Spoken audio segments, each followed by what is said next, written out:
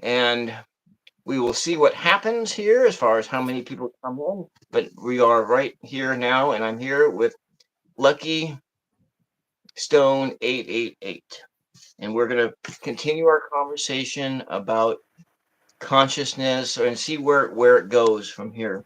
But I would like to know is like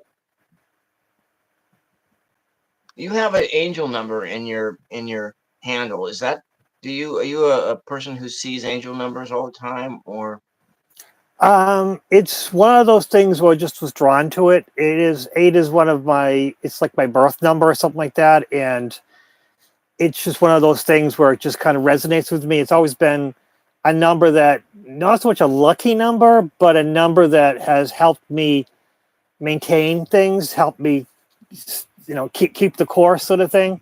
I believe we kind of make our own luck, but it's good to have a little bit of help here and there. And eight's always been something that is just brought into my life, helped with the manifestation, the motivation kind of thing. I see.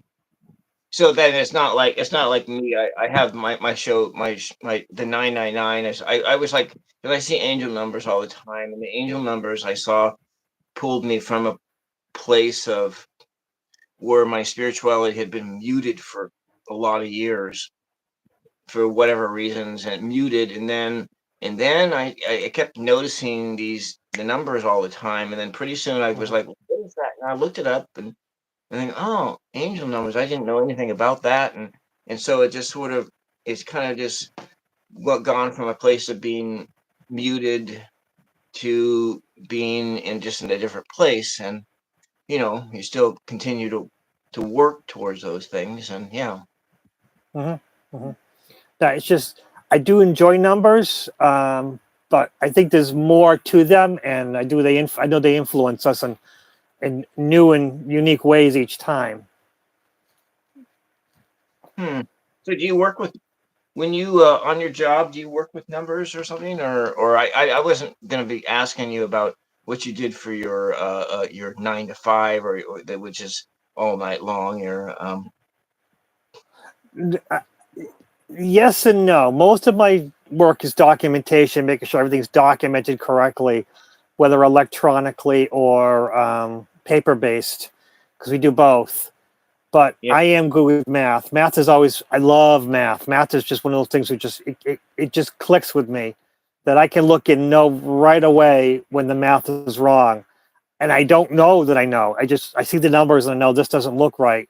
And that's when I, pull out a calculator to make sure, and then I find it, because it's a lot of the things we do is complicated. It's computer based, and when people put in the wrong number, they don't know that until "Oh, I got the result, write the result down, and then I'm like, no, there's something wrong with this. This is these numbers don't add up, but not until I actually play with the numbers to actually see it. It's a weird intuitive thing that I have with numbers. Yeah, yeah. My father was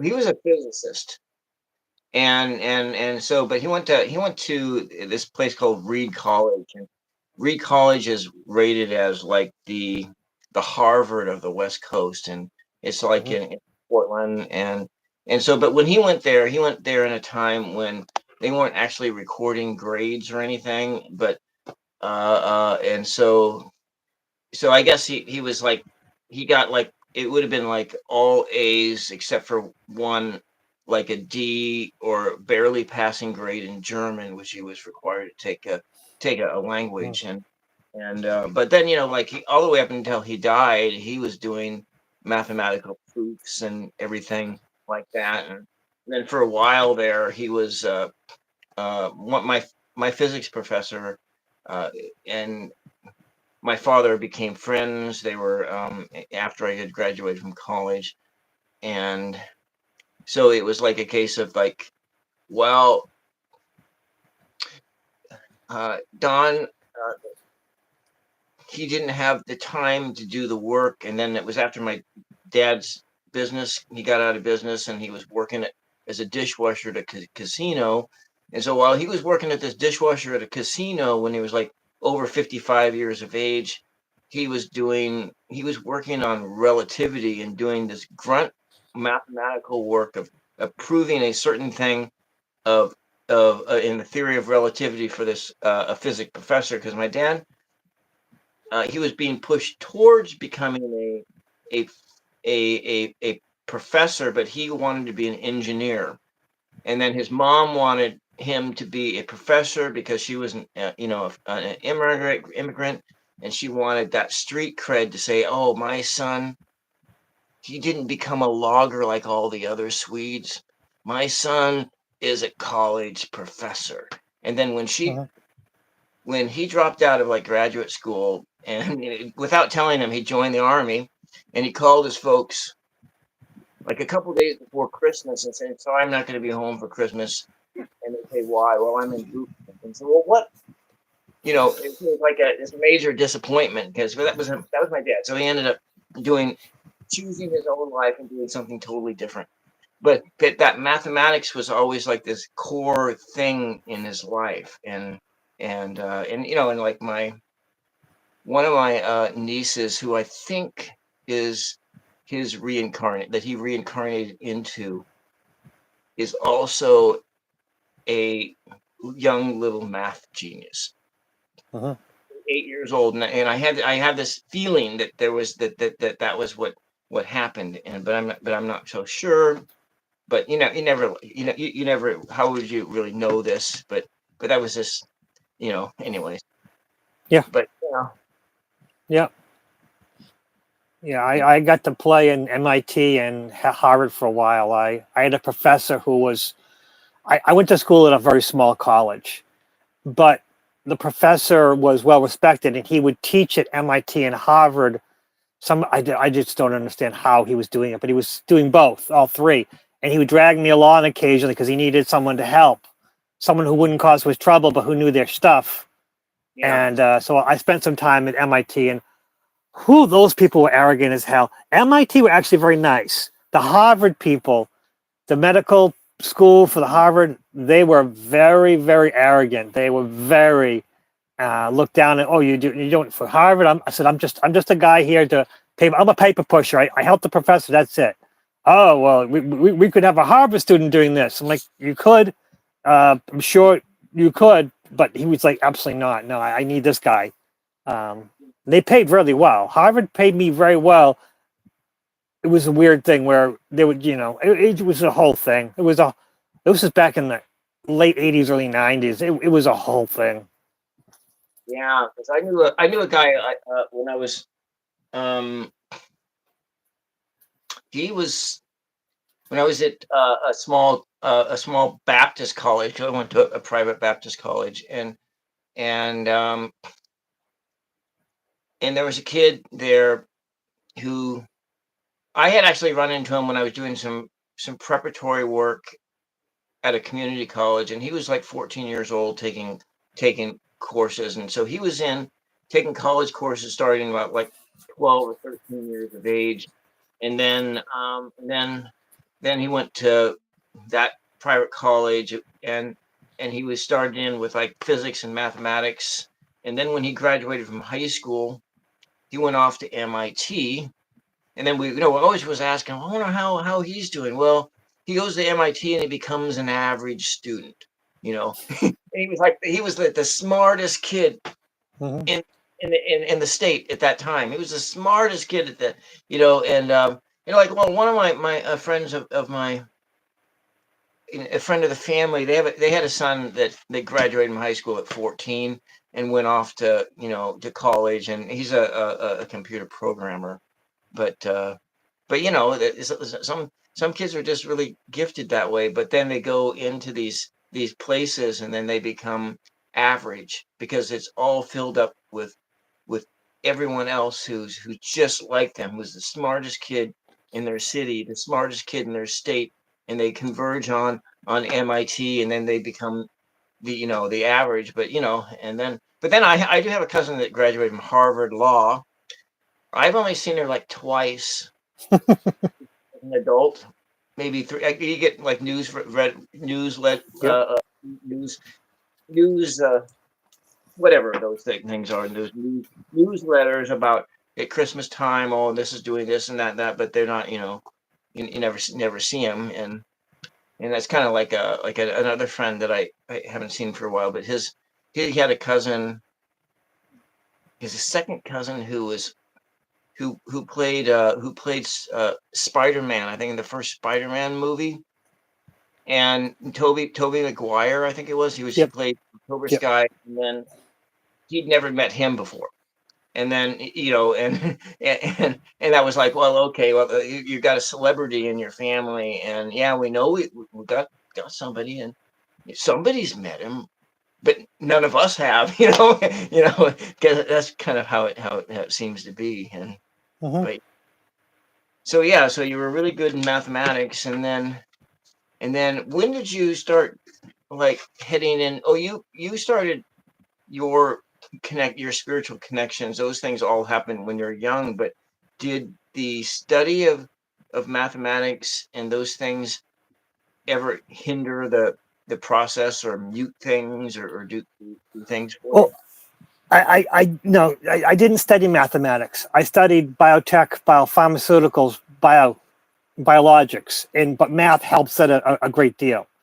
So with biologics, it really never got hindered because there was always something there. There was always, it's the funny thing about biology is it's unpredictable. So I was always that was the only thing. Math is that's the great thing about math. Math is math. Everything kind of has a theorem, has a good stream, good flow.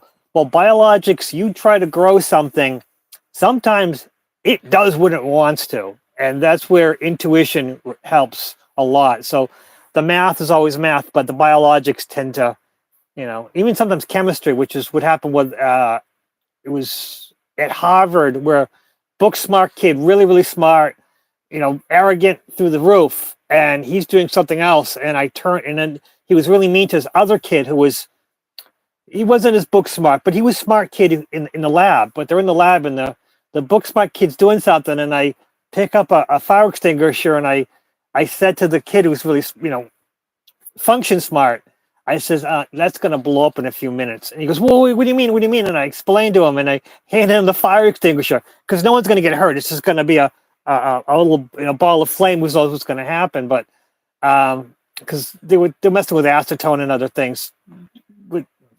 They were following. It was a mess. They were not doing what they were supposed to do. But so I walked away, and of course, firebomb, boom, and then of course the lab paperwork hanging up on the board that starts catching fire. And that's when the kid hands you, in the case it wasn't a fire extinguisher, it was a squirt ball with water, and he Yeah. sprays it down, and this kid became, oh, thank you, thank you, thank you. So I got that kid a little bit of street cred. But again, intuition helps a lot. Intuition's always been big with me, so so I could have told the kid, you're going to be careful, that's going to blow up in a fireball, you're going to burn all your paperwork on the lab desk. Instead, I just let it go, and I told the other kid, here's some water, when that blows up you can put it out, because no one's going to get hurt. But I did know there was going to be something, because you got flames, you got acetone, you got situations going on, and it's just things. I know how people are, and they book smart people to be so arrogant that they don't pay attention to what they're doing. Yeah, yeah, yeah. Well, when you're talking about the arrogance of people from Harvard, they really make fun of it in the show of like Frasier. And Yep. there was like an episode. Mother's washing it again, and it's on right now in the other room.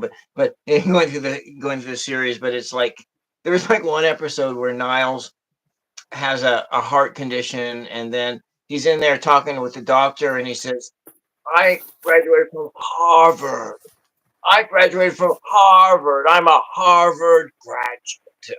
I'm a doctor." And he said, "Well, what are you, doctor in psychology or psychology?" Well, whatever it was, is that whole Harvard is Harvard. Mhm.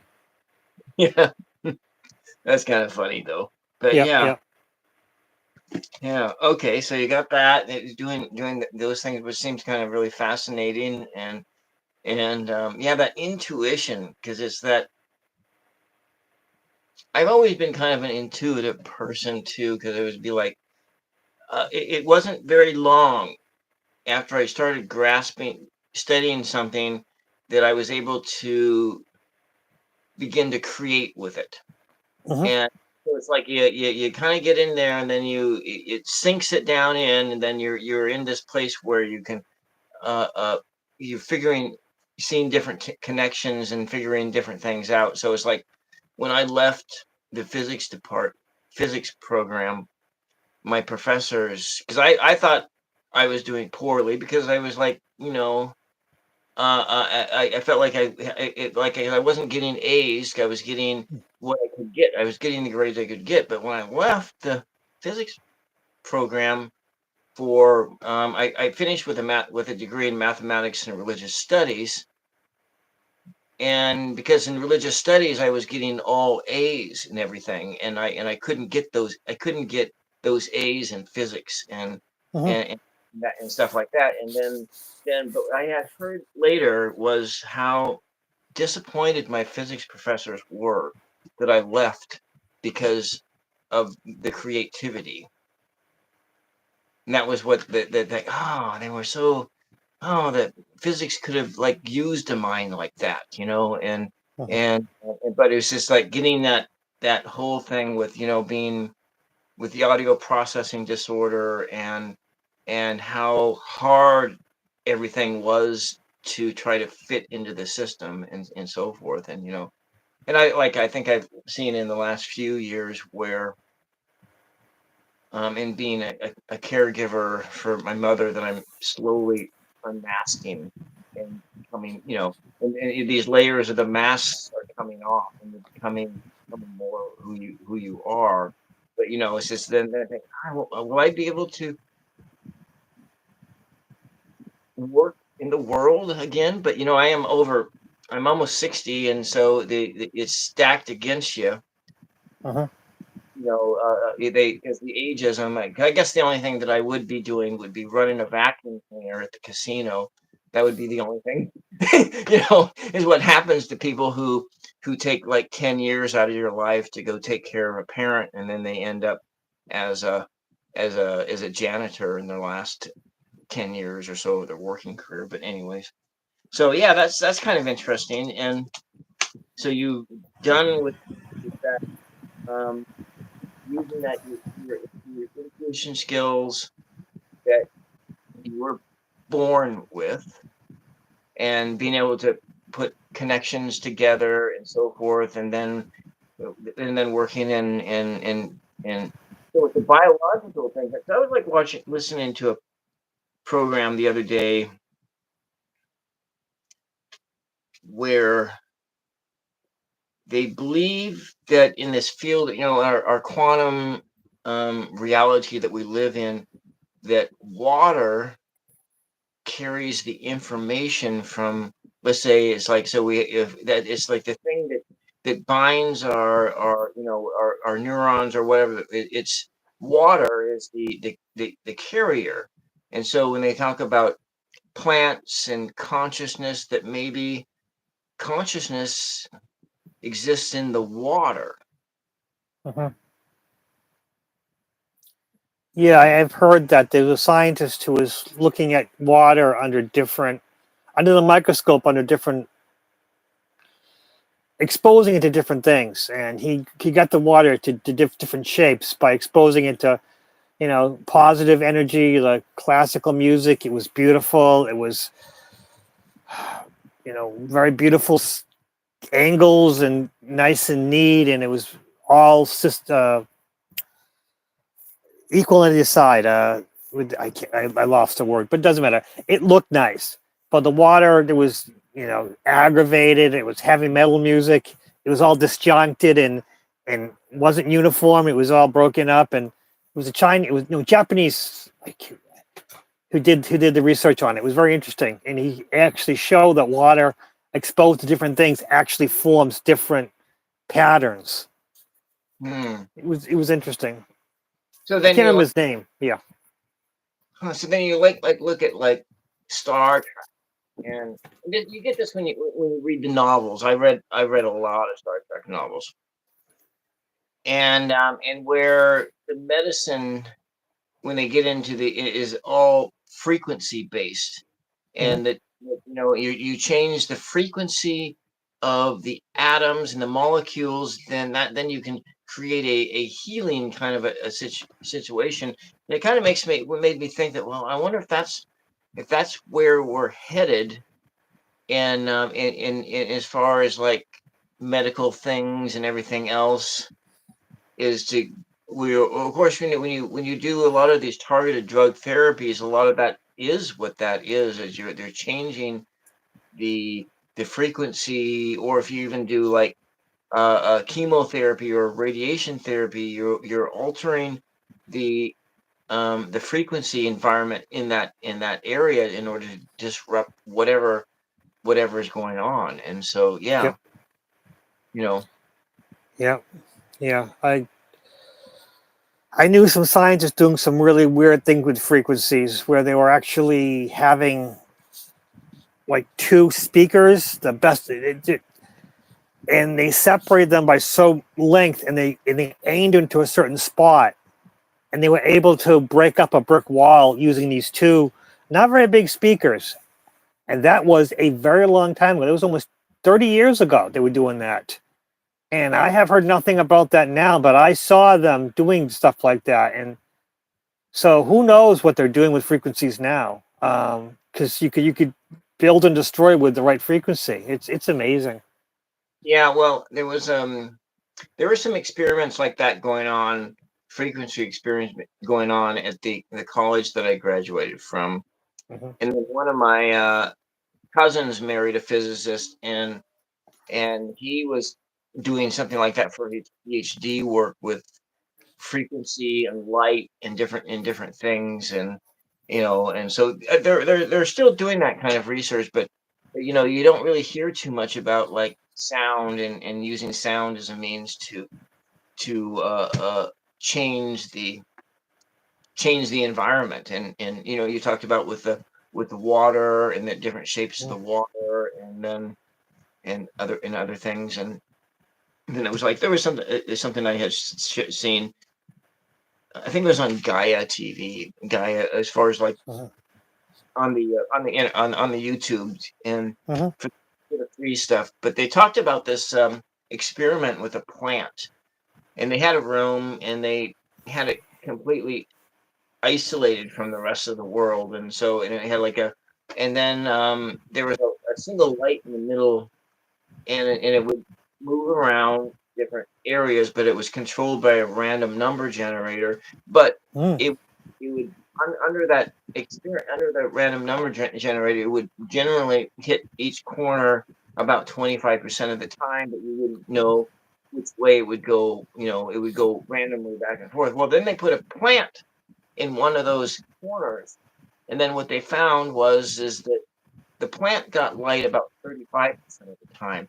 And so they were Mm. thinking the plant had its was had in its consciousness needed more light, and so it was putting this intention out into the universe for more light, and it was affected that random number generator to cause that light to hit it more times than just 25% of the day. And so I thought that was really kind of a fascinating thing. And then you kind of look at, because there was like, I think uh it was like some channel or some guy, because I would like tune into uh Next Level Soul, and I started watching Next Level Soul when he was like at 50,000 subs, and I think he's like at almost 2 million now. And he kind Oof. of blew up in just in the course of like 3 years. And maybe it's 1.5 million, I don't know, but he has I think that because he has a lot of like channelers and people with the near death experiencers and different types of people. And he had that guy that I was talking about, this Schwartz guy, who was a remote viewer, who I would like to pick his mind about certain things, because he talked about when they remote viewed the United States, and where what for the future, or what was like. I think he was just concentrated on the United States. He wasn't concentrated on any other country, but that's it, because he worked in that whether he did it for the military, I don't I don't remember that part of the story, but and geez, I completely forgot because but okay, well, there was like some guy they were talking about plants and, well, not just plants, that everything. I guess it was on simulation theory. It was on that whole simulation theory, or that everything is a projection of consciousness, and we only see something because it's projecting a consciousness into our consciousness. And so we are this energy that's interacting with everything, and everything is interacting with us, whether it's aware of us or not. But in this theory, is that everything is aware of it, because I think he's running off of. I think they're running the simulation theory off of Hinduism, because I think that's where you got the Maya, the illusion, and you have, as Joseph Campbell told the story. I remember it from how Joseph Campbell told the story, and because I did a welcome Angie, because I did a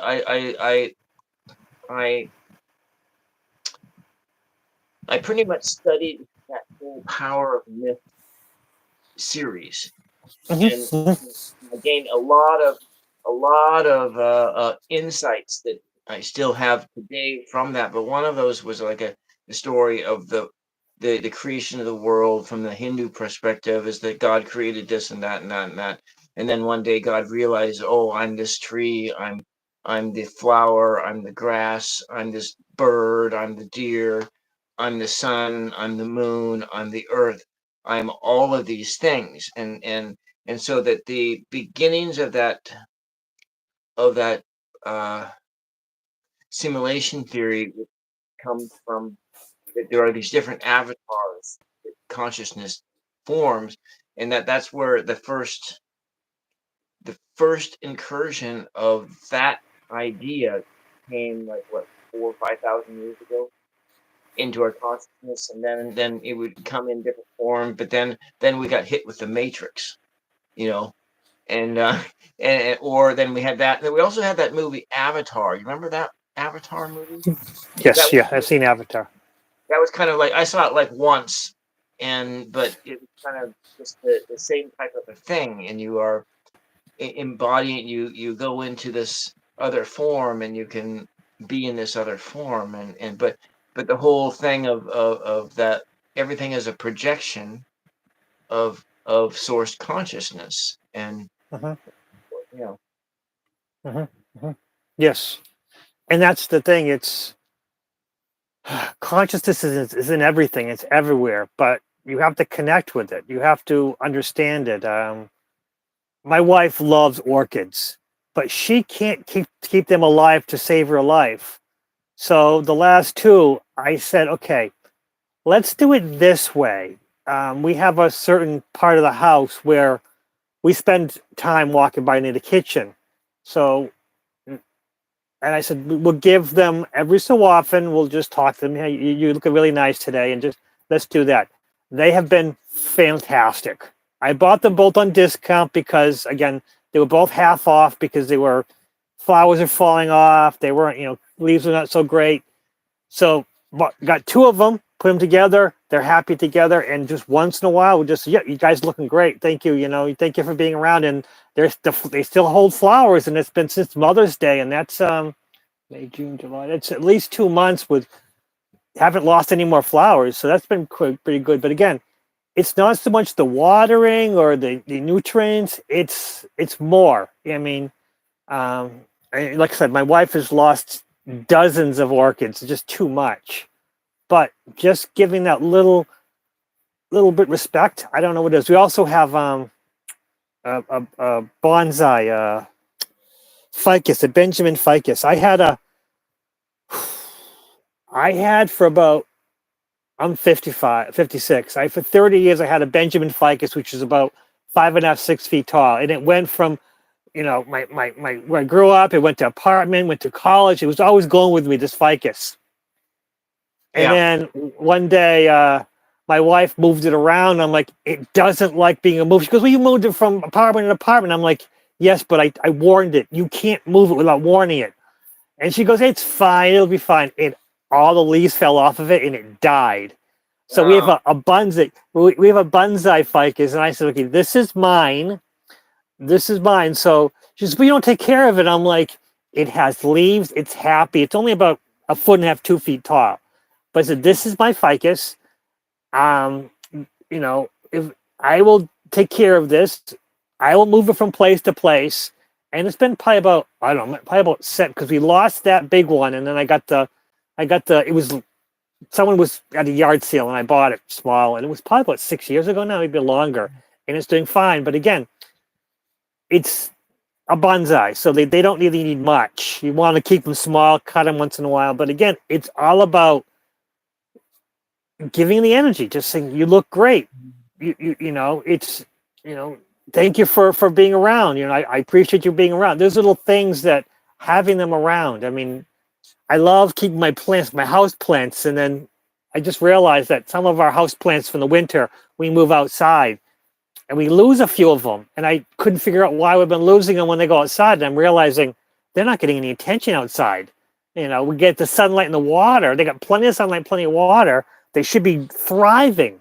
The soil is good. We get a little bit of nutrients in the soil, not too much. Don't want to burn them, but we lose half of them. And I'm like, I'm realizing now, I'm not doing the same thing I do for the indoor plants, the special plants that I want to keep alive. Then when they move outside, I'm forgetting. I didn't put the connection that I had to spend some time with the outdoor plants to make them happy. yeah. Well, Angie here is asking about.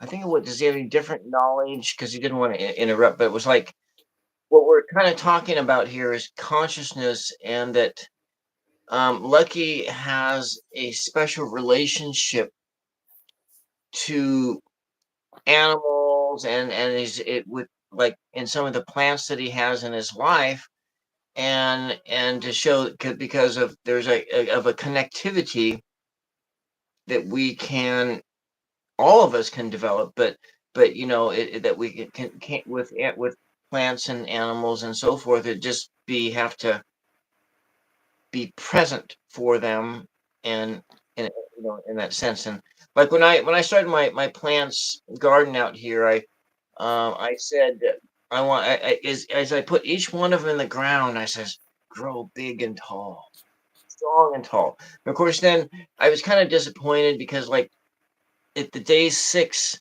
a deer came in and cut 2 of my tomato plants off, Oh and yeah. then a mole or a gopher came in and came up under the roots of one of the squash plants. But that plant hasn't really recovered very much. But all those tomato plants are almost 4 feet tall, and Mm. so I put that intention out there, grow big and I because this time I did that. And I didn't do that on the plants on the other side of the house, and they're still just struggling. And so Mhm. you know there is something to that. You'd have to, but then there's also the idea is that plants out in the wild, they live in a community. Mhm. They are communal. They are creatures who are they live in community with one another, and you know you have the trees in the forest and the roots growing together, and then they can transmit information to one another, you know, and different things. And because they've shown this in studies or whatever, when they study these things, and I think there's some of them they think it's like through like fungi, that the fungi is this that has this vast network Mhm. of roots under the ground that you never see, but that fungi is like the binding force for a lot of trees to bind them together into like one big mind, and you know, and something like that. And because there was like something that next level. Like, I think it was like somebody on UFOs or something like that. or whatever. And they talked about, because I think it was maybe a channel or someone like that.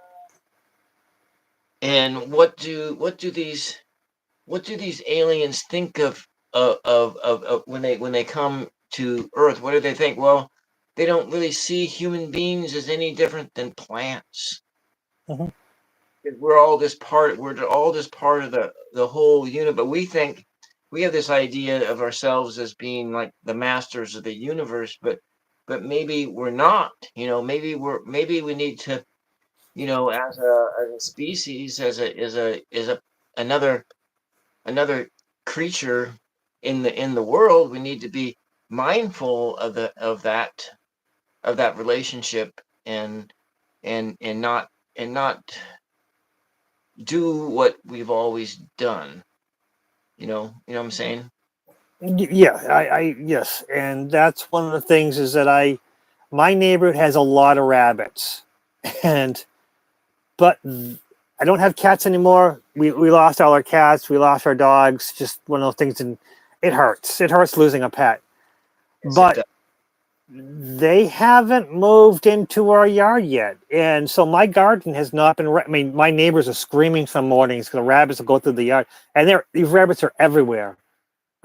But for some reason, they've not been in my yard, and I'm not sure if maybe because we've had cats so long that they still think there's cats there. I'm not sure, but yeah, I've had a pretty good. I do see the rabbits, and I do tell them, you guys, front lawn, all yours. This stuff, the hostas, just you can go to town on them because the hostas they don't care. They're like leafy plants, but please stay on my backyard. And so far, the rabbits have not been in my backyard at all. But yeah, my neighborhood is full of rabbits, and I have walked by the rabbits within 2 or 3 feet sometimes and said, "Hey, guy, I see you. I'm not going to bother you.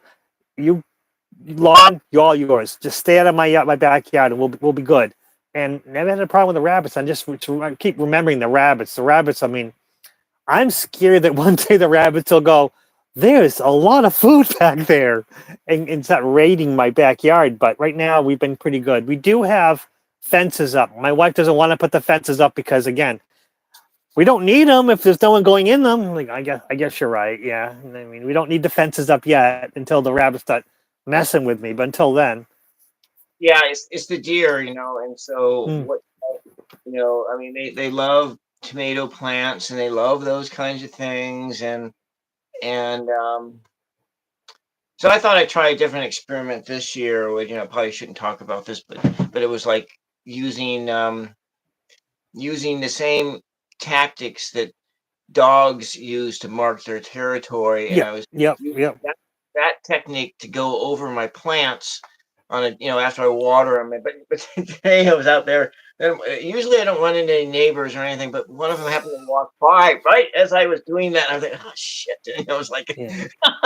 you know, and I don't know if it works or not, because but we had a deer. I had a deer in the backyard last night, but I was like started a live stream right at that time, and I was like watching it, and it stayed in another part where it was eating apples and other things. That's fine because I haven't pruned those trees right so that the apples grow any bigger than like that. And Mhm, a lot of work to maintain those things. And then when it comes to apples, I don't really like apples very well anyway. So there's no incentive for me to do that work to do this and that to them. But I do have grapes, and I make grape juice out of it. You kind of like mhm, mhm, watch the plants and the birds. They usually pick the starlings or the birds. They pick them like a week before they're fully ripe, and so you gotta like play this game as like, okay, are they ripe enough? When do I pick my grapes? So we want to pick them before the birds get there, right around that time, and that's when you go out and pick your grapes. And my father would make wine out of them, but I don't do wine because it gives me migraines, and mhm, so mhm. yeah, But anyways, yeah, that's interesting. Is that you set your intention, and we can live with live in a better harmonious relationship, because you wonder if that's how like ancient cultures, if they did, because you studied a little bit on like other ancient spiritualities and things like that. Now, there isn't really anything known about what if there was an Atlantean civilization, if what that was like, but what their spirituality is like, or anything like that, or have you run into anything in your studies about that? I think Atlantean was aspects of Greek and ancient Egyptian and Mesopotamian. That kind of think there's an aspect of each that the Atlanteans did influence them. Although we hear about, I lost the name, Socrates. Socrates told Plato about Atlantis, and you hear about Socrates telling the story, but no one admits that the Egyptians had similar stories about Atlantis. They call it something else, and ancient Mesopotamians, they had their own thing. So, but honestly, I don't know what agriculture the Atlanteans did, because most of the Atlanteans were so focused on technology that it's hard to figure out what exactly they did spiritual wise. Science, yes, but spirituality, I don't know what Atlanteans did for spirituality, so I'm not sure. But a Hmm. lot of it was focused on their arrogance. That's the problem. The Atlanteans were just arrogant. They thought they could probably. That's the problem. They're similar to us. We believe our science can overcome nature. But no, I mean me. I mean, I have a I have a probably about a quarter of my backyard is now raspberry bushes. Because I like raspberries and I like to make the birds happy and everything great. So I let them go. They go, thank you. You're doing great. And now they've gone too far, and I gotta figure out what to do with the raspberry bushes now. I gotta cut them back, and I feel terrible. But I can't have them going further. They'll take over my whole backyard, and that'll be terrible. Because Yeah. raspberries are very prickly, thorny. But I don't know about Atlanteans for their. I don't know about much about Atlantean spirituality and agriculture. So I don't know. Well, I mean, we have a little bit. I think that we may be able to infer from Göbekli Tepe and Oh yeah, yes, yes. what we found in those ruins, because that would be like in the time frame that Socrates is talking about. And I think You're it was right. like Yes, Graham Hancock in his studies of what like the civilization before. I think that would maybe like a global maritime civilization, but it may not have been as advanced as we fantasize it to be. Maybe not any more advanced that they were built pyramids, and they built pyramids all over the place, and they were a stone. They were Neolithic or Stone Age kind of a thing. But they also would have had some advanced mathematics, but maybe it was just, I don't know, some advanced mathematics that they were using to figure things out. But you would think that if it was something that they wrote down, but maybe it was never written down. Maybe it was kind of like how we as a civilization have invented things, and we've lost the knowledge because it was passed down as secret knowledge, because it was like, okay, you'd make these doors open, and it seemed like they opened by magic in order to uh, uh, to control people or whatever, keep the magic and the mystery there. And so then that knowledge of how those doors open and close like that gets kept secret, and is passed down through a small select group of people, and then something happens, a disease comes through and it kills all those people, and that knowledge is gone, and then people can't, that's probably. So if we think of like what was the Atlantean technology about, why, well, they didn't write it down, and maybe the reason they didn't write it down is because it was like these other things, they were all into secret knowledge. And no, that makes a lot of sense because Pythagoras, the triangle guy, we only know a tiny bit of what he knew because they didn't write much of it down. And although he was a mathematician, he was a philosopher and a religion.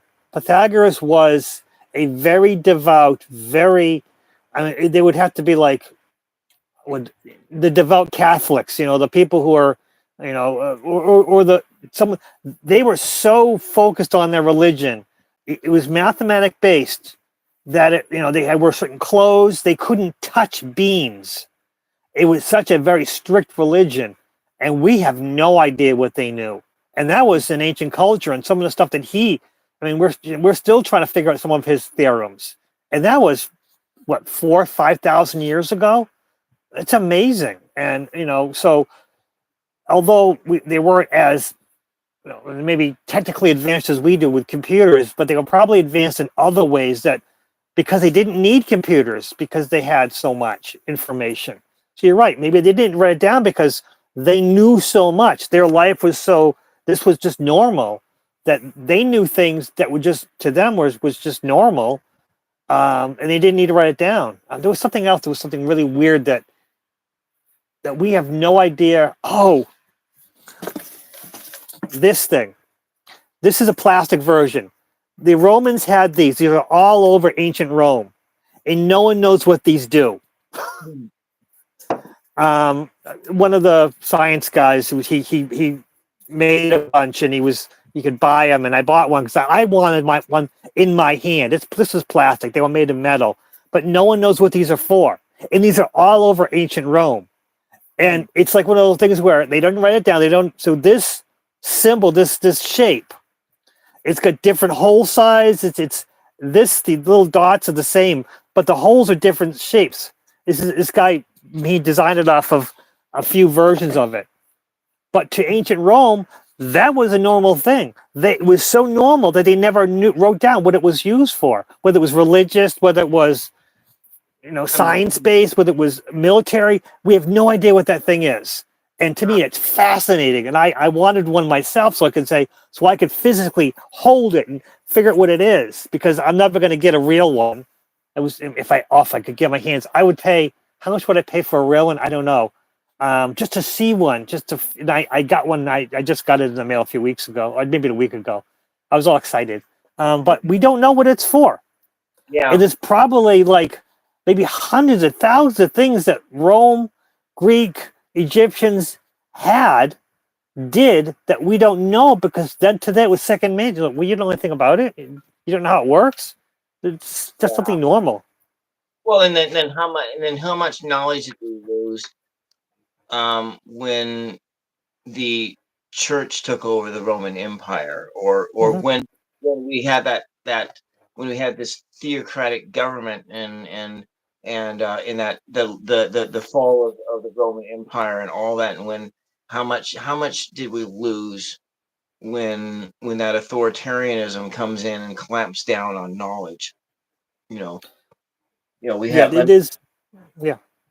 We were lucky that we found some of those, the Nagahami library. We found some of those books, but then there's like the very first drafts of when would like the Gospels. I mean, is it 150?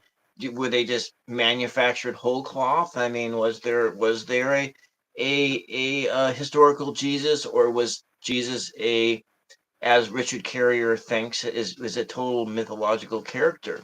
And we don't really know. But at this point in time, it's like so much thought and attention has been put into that figure that it has become real. Whether because if you look at like what was it like, the little bit I know about Gnosticism, in that some of the Gnostic faiths believe that the whole cycle of Jesus all occurred in the heavenly realms, and it was out there, and it never happened here. And so that to me, it suggests that if there are some people that believe that, then they didn't believe that there was a actual historical Jesus. It was all something that was manufactured, and it was a system of thought that was manufactured, but it was like maybe it wasn't completely new because there were other cultures that had similar types of stories of gods that that were born, and gods that were died, and gods that were resurrected. And Mr. Floyd's universe, welcome. Millie, welcome, and Angie, welcome, and things like that, which is is kind of fascinating because when I was in Israel, or I was those were things I was thinking about, because you walking down in Jerusalem, and those walls, those walls were pulsating with energy, Mhm. and that whole place is just, there is a spiritual energy that exists there that doesn't necessarily exist in other places. I've experienced that kind of energy in the mountains when I like and when I used to work as a wildland firefighter, and you go up in those mountains and you go in the quiet, and that's a total different energy that exists in those places. And so, like, when I this is a rock that a friend brought back to me from Istanbul. I'm sure that it's not an ancient rock, but it certainly came from, it's a piece of marble that came from Mhm. Istanbul or Byzantine. And so I like keep that with me. It's like something that is like this artifact. I'm sure it's not ancient, but it doesn't matter. It was quarried somewhere around there. It came from Yep. there, you know. And so we have this stuff that, or these places. I think I mentioned before. I don't know if I mentioned it with you last week, but I think I do, that I about a monastery that I used to go to all the time. It was a Trappist monastery. It was a Benedictine kind of a. I think they were of a Benedictine bent, Trappist, and there isn't very many Trappists around. But I would go there and go to retreats there. And as soon as I crossed over onto the property, as waves of peace came about. But you go out and walk, and then you could feel the difference between you drive on the property and you're on the highway, and you just cross over the threshold of the property, and there's just a change in the environment. And though they had only been there for like a shade over 100 years, because let's see, Oregon, because the oldest Catholic church is like, it's just down the street from where I live, because it was put on an Indian reservation, and Mhm. so it's just, and I've been there a few times, but it's that church has been burned down 3 times. That's the third version of it, but that's one of the first ones in Oregon, and I think that's like what, 1860, something like that. Because Oregon has been a state since like about the Civil War, roughly around that time. But Mhm. nevertheless, it's not that very old, and so that monastery hasn't been there for ages and ages, but it's been there long enough with those monks that are praying all the time, or when they do that contemplative prayer, every day, like an hour of contemplative prayer, that has changed the entire environment on their monastery grounds. And that was something Mhm. that, like completely amazing. It was something I experienced when I was in Israel, and it was also the same thing that I experienced when I went to there, Mhm. and just a different place. But Fascinating. Very interesting. Yeah, the energies are different. Yes, yeah, I understand that. Yeah. well, we're getting close to an hour, and I would like to have you on again, and so we can just try to continue. This is a great conversation, and if you're not, like, are you free next Saturday for that, No, or? the next few Saturdays I won't be free. I got a few things going on. Oh, okay, So fine. because it's hitting August. Every August I'm doing every weekend in the August. I'm got busy, got things going on. Okay. All right. Well, you send me an email when you Yep. get fully up, and then we'll schedule another conversation.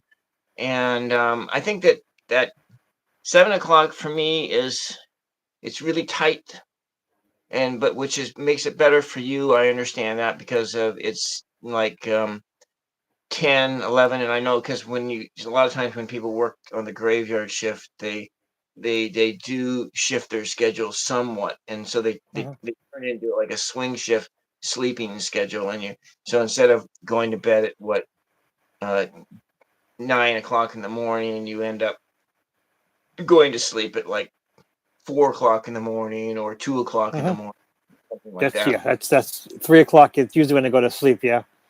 Yeah, yeah. Yep. Yep. Yep. Which means that when you retire and you have an absence of a schedule, you will probably that's probably where you were you might naturally gravitate towards someplace between like midnight and 4 Mhm. a.m. because that's where I'm at. It's like Mhm. it's really hard to get to sleep before midnight, and it's been that way for a long time. Even when I had a job where I was getting up at 5 o'clock in the morning to go to work, I wasn't getting to sleep much. Maybe 11. You know, Mm. but Wow. it made it really rough. You know, Mm. but yeah. Wow. Anyways, That is yeah. rough. Oof. Oof. Yeah. Well, I didn't get much. I think I got like 5 hours last night, and it Y- was up early, Yeah. Yeah. then the particulate matter in the atmosphere is messing with my asthma, and I'm sure that probably when I do my tools of fortune thing and I light a candle and I think that these candles might breathing in that stuff might not be doing any good, but it looks good. It's like Yeah. we got to have a you're doing a it that's the YouTube thing where Yep. what we're doing stuff here. Yep. Our Yep. The presentation. Yep. presentation is very important, Yep. but yeah. Anyways, well, this was a pleasure to chat with you today, and then Mhm. it'll be a few weeks, closer to September, and then Yep. yeah, Yeah, yeah. September will open up. August is just going to be a tough month for me. It's just one of those things where everything's happening at once on August. Well, Summertime stuff. would you also go on vacation too? Yeah, I do have a vacation. One of those weeks, I not great with schedules. I literally live off of my phone telling me what's going to happen in the future. So I do. I I am meant going all the way with a few friends in basically out west west in my state yeah. for a week, hiking, that kind of thing. I love Oh, hiking. that's good. So do you have children? Yes, I have one son. Yes. I see. Yeah, and then yeah, yeah. So yeah, if I had children, they would be probably in their 30s right now, and Mhm. and because my sister has grandchildren, and her oldest child is 34, and she has one, two, I think four, five grandchildren. Wow. Well, the fifth one's still in the oven. The fifth one is still in the oven, and Yeah. but yeah. My sister has five grandchildren also. Mhm. Two kids, five grandchildren. I just have my son. Yeah, yeah. I sometimes think about what when I crossed over 40, I I had this intense period of mourning for the children that I never didn't have. It's like it was the strangest thing. I didn't think that was gonna happen, but apparently that does happen a lot for men and or for people who end up either not marrying or not reproducing. Is that there comes a point where they have this that happens like right on a 40th birthday or somewhere around there that lasted for quite a long time, and I Mhm. wasn't that, you Yeah, know. yeah, it's tough. Yeah, yeah, yeah, but anyways, that's the way it is. We all have our journeys, That's and true. you know we got the things that we have to do. And I was like, that was something else I was thinking about, but because you have these cultures that are so focused on everybody getting married and having children, and then the ancient cultures were no different. And think, well, that's where sailors came from. They were men who for whatever reason they didn't get married, or maybe they did and their spouse died or whatever, Mhm. and then they, they couldn't fit in with the culture, and so then they go off and become a sailor. And I'm sure that might have some truth to it, because how many sailors were married men, and maybe they were, but it's like who goes off and leaves a spouse and a family, and especially to go on a sailing vessel where you're going around the world. I mean, you may not be back for like a year or two, and so who Mhm. because what what type of person does that? You know, Yeah, you're right. I don't know. Yeah. because you as a married man, would you choose a job like one of my oldest nieces? She has a sales area of half the United States, but she's not married. My sister takes care of the kid, Well, and but it's like, what the type of individual who does those kind of jobs. You're on an airplane almost every single week and going to a different state. That's what she does. And and thinking that's really rough. That's a really rough thing to have a job, and it's difficult to do that kind of stuff. But people who are, like, really tied in with their families, they tend to not take those kind of jobs that take them away from their children and their spouse for a long periods of time. But of course, people do that with the military all the time. But you know, yeah, any but yeah, it's less of a choice there rather than with the yeah, military. You got to do what the government says, but those kind of jobs, you do.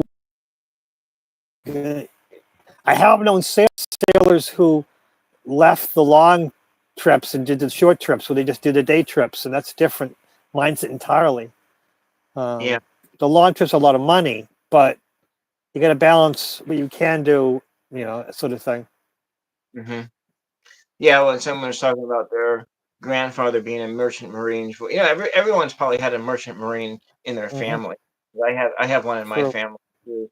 He's like a great uncle, and when I used to contradance, I used to run into people who were in the merchant marines as well.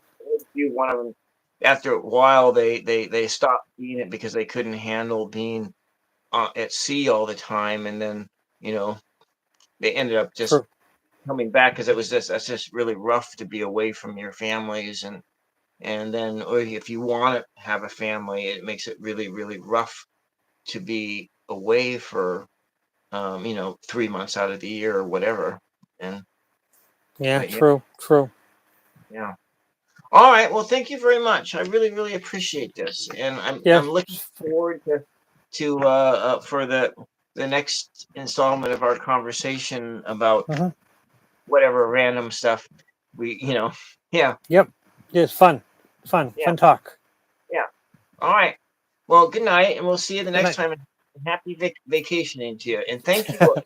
everybody out Yep. there, for tuning in, and for Mr. Floyd's Universe, and Millie and Angie, and then at the top of the hour there was a lot of trolls who popped in for a bit to say some outrageous children things, but that's fine. Hmm. Hmm. They're welcome to do that. Anyway, Yep. we'll see you guys later. Bye. Right.